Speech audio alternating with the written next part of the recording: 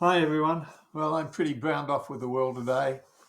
Uh, in today's news, there was an article about the ABC's Q&A, which many people believe to be extremely left wing, and certainly I subscribe to that point of view. But I cannot believe just what happened on the ABC last night. And to be fair, I did not watch it, so I'm only reporting. I have to remember to look into the bloody camera, don't I, which is up there. Um, I didn't watch it. I'm only going on the reports in a newspaper, but that does seem to be pretty reasonable. So there were a number of questions asked within Q&A last night, but one of the questions that caused me angst when I read about it. A question on the ABC's Q&A about the benefits of multiculturalism in Australia has sparked outrage. Outrage! With some asking how producers allowed it to air.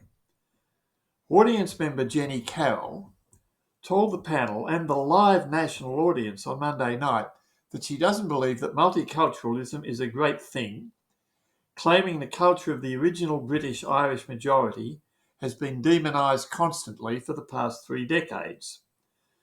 Case in point, she says, frequent vandalism of memorials to Captain Cook. How does democracy fit into this atmosphere of beat up the white guy, she added, later adding that Captain Cook was just doing a job. Well, to even suggest that multiculturalism is not perfect in every way immediately brings the cry of, you must be a racist. It's a fair question to ask. Multiculturalism, there are questions about it. There's no doubt about that. And asking questions about it does not make you a racist. It is a fair question. And you only need to look at the problems in the UK, and the problems in France, the problems in Belgium, the problems in the Netherlands, and yes, some of the problems in Australia, to know that multiculturalism is not all a bed of roses. There are pros and cons with multiculturalism. It is a fair question. But these days, if you ask a fair question, the immediate response of those with whom they disagree, or with whom they disagree with your proposal, is to cry from the rooftops, racist, racist, racist. Well, to hell with that. Let's have some decent arguments and discussions about it. My view on multiculturalism is that it is not a good thing at all. I think in many respects it's made a deleterious effect on our society. And when you ask people about the benefits of multiculturalism, they'll always talk about the wonderful food. Well, come on, you guys. Let's see what else we've got. The question on Q&A earned a swift expression of disagreement from the youth minister, Anne Ally, who said multiculturalism is the character of our nation, not a policy that was foisted on anyone. Of course it was foisted on people by the bloody politicians. People didn't go out in protest at Canberra, walking up and down saying, we want multiculturalism, we want multiculturalism. The politicians decided we would have it. Well, the question sparked outrage online. Many callers calling out the producers for even allowing it to air. A slow clap to the producers for allowing a blatantly racist question to be aired, one person wrote. If that question was vetted, I'd like to know who was vetting, wrote another. How could Q&A allow such a dreadful and racist question to be asked by the audience member? Is history too unkind to white men, asked another. Well, it's not unkind to white men, but I don't recognise the many good things that they did. They have been demonised for the many bad things they did. And we use today's standards to judge them, which is absolutely bloody stupid. What a mess. Dr. Ali's response pointed out that racism was alive and well in Australia. Well, that is probably true, but it's alive and well all around the world and in much worse conditions than we have in Australia. Dr. Ali, who's apparently our youth, what is she? I said earlier, our youth minister, whatever our youth minister is. She says, take a look around you. We're multicultural. It's who we are, she said. Well, it is. It's who we are now, like it or not. She said that audiences brought multiculturalism. The audience, she said that multiculturalism has brought immense benefits to the country. And I'm not talking about having soy sauce or sausage rolls or being able to wear a sari, she said. I'm talking about the democracy is more resilient and better when there are diverse ideas, diverse thinking, diversity of faith, and diversity of cultural background. This is a mantra. There's no evidence that she has put forward for that. Some of that may be true, some of it, but there are plenty of downsides. You only need to look at the problems that we are going to import and that the UK has got and that France has got by importing cultures that do not adhere to what we in the past have expected our culture to be. Democracy is better for it. Oh, this is just boilerplate crap. I don't think we bash the white guy, as you say, and perhaps if we were to trade places today, you might think a bit differently. That may be true. Australian National University Professor George Brandis, who is Australia's 36th Attorney General, said it isn't either a question, isn't an either or question, claiming Australia can accept Australia as a multicultural society without disrespecting British heritage. Not anymore, I'm afraid, not anymore. We want to be the best multicultural society. Why? That we can be.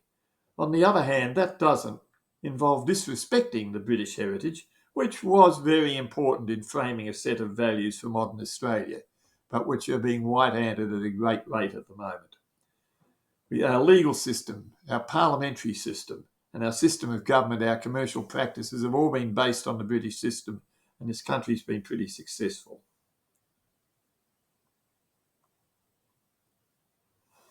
He says Australia is one of the most successful multicultural societies. It's reached a point where we're very, very proud of our ancient Indigenous heritage and the more modern British institutions that go back to 1788. But apparently there was someone else on board, I don't know, a US author, Roxane Gay, best-selling US author. Don't know who she is. She says, oh, well, Australia's history is not very complicated. There were people that were First Nations people, and it was taken from them. Referring to Miss Carroll's earlier comment that Captain Cook was just doing a job, Kay said, just because something is your job doesn't mean you should do it. Well, come on. I mean, these guys and their assumption about Captain Cook, all he did was discover the east coast of Australia. He is not responsible for settling it. If you want to have a shot at anyone, go for Governor Phillip of the First Fleet. But don't bloody attack Captain Cook, for crying out loud. It just shows how ignorant you are. I think we have to really think what oppression feels like, because when you have a significant majority, as people here do, I think it's better to ask how the First Nations people and immigrants to this country feel about all the British norms that are foisted upon them. I'm sorry, I'll have to read that again. It's better to ask the First Nations people and immigrants to this country, he said, feel about all of the British norms that are foisted upon them. Well, you know, this country is pretty bloody good, and most of it has been because of the British norms that have been foisted upon us. It is really frustrating when I read this. It really is.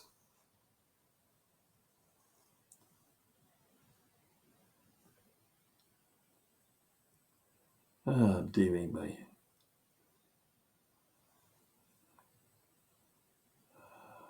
They then went on for discussions about Trump and Kamala Harris. But they then went on to another area. I mean, fair dinkum, this is an absolute joke.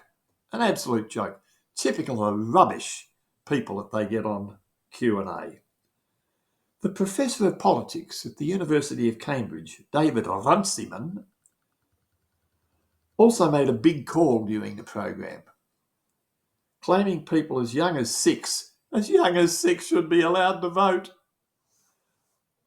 If I'm 16 years old, I can pay tax, I can work full-time, I can enlist in the army, I can drive a car, make me criminally responsible for a crime, but I can't vote. 16-year-old Oliver told the panel. Well, yeah, fella, that's the way of life. My view on it is that voting should be 21. I think taking it down to 18 was an error, and taking it down to 16 would be absolutely stupid, particularly in Australia where we have compulsory voting. I mean, that is just absolutely crazy. If politicians are wondering, he said, why young people don't feel represented, they should look no further than their voting ages. Your average kid doesn't care less about it. Couldn't care less. But Professor Runciman went a step further, revealed he'd dropped the voting age all the way down to 6 years old for all the reasons that we've just heard. 6 years old. We load 6-year-old kids, oh, no, he didn't actually say that. He said, we load kids with responsibility, criminal responsibility. We teach them civics. Not much these days. We teach them to be good citizens. Not much these days. We ask a lot of them, but we don't give them the basic democratic right.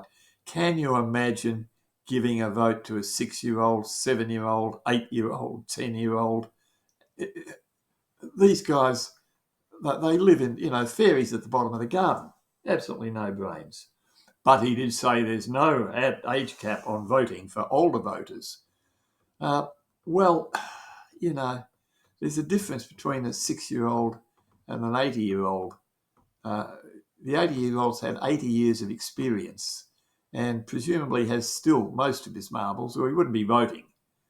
The 6-year-old has got no idea of the world whatsoever. Give 6-year-olds the votes, we'd have Justin Bieber running the country. Or who knows who. I cannot believe Q&A. It really should be taken off the air, and the ABC is an absolute disgrace with the people that they put on that and the fact that they don't argue strongly against it.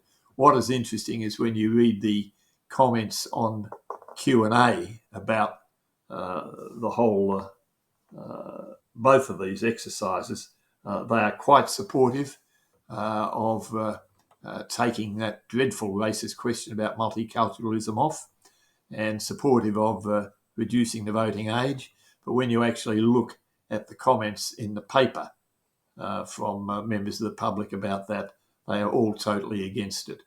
The ABC is just miles out from reflecting the interests of the country.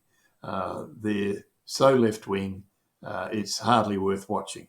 What's sad about the ABC is that not only are their public affairs quite left-wing, and I'd certainly include Media Watch, particularly the last couple of episodes, but they no longer have any decent programs either. It used to be that you could put up, or at least avoid the left-wing comments on the ABC and watch many of the very good British shows and other shows that were on the ABC. But there's nothing left anymore. I can see little benefit in ABC TV. ABC Radio is somewhat different, I must admit, although, again, there are no commentators that do not fall off the left-hand side of the kitchen table. In any case, Q&A, avoid at all costs, or alternatively, watch and laugh. That's all. Bye for now.